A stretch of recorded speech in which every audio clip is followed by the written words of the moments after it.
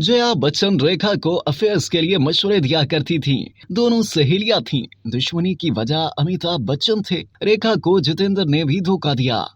भारतीय film industry की हसीन और बेहतरीन अदाकारा रेखा को उनके मुआशिकों के बायस बदनामियों का सामना रहा। उन्हें इंडस्ट्री में दूसरी औरत कहा जाता था। लेकिन क्या आप जानते हैं कि रेखा के वालिद ने भी उनकी वालिदा को कभी अपनी अहलिया तस्लीम नहीं किया था।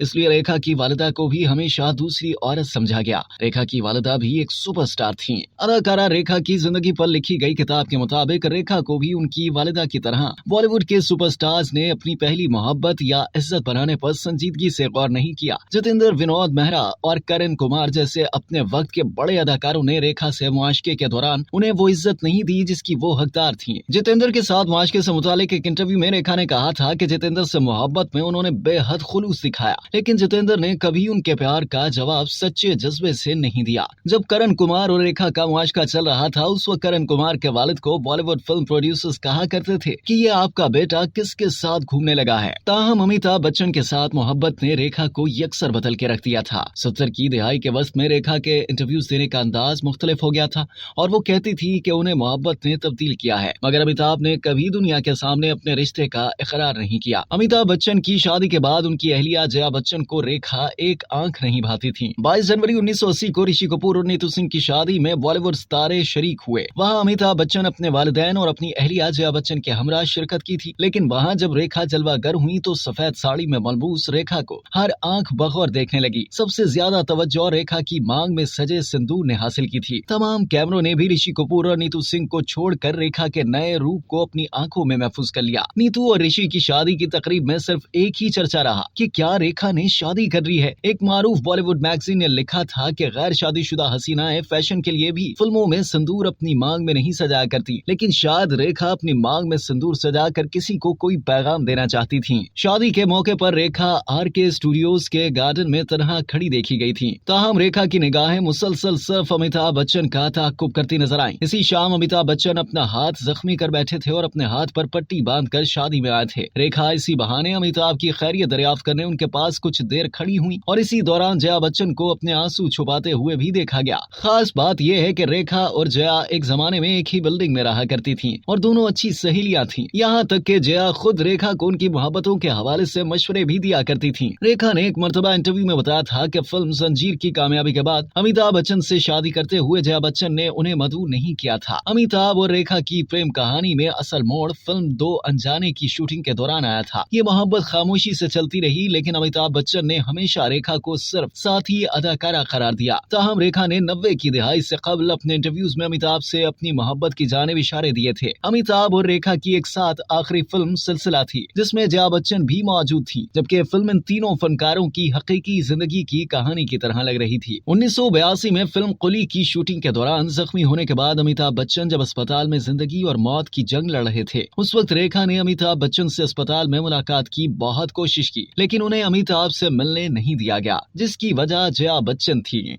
अब तक के लिए इतना ही। मजीद जानने के लिए सब्सक्राइब कीजिए डेली जंग YouTube चैनल और लाइक कीजिए डेली जंग Facebook पेज।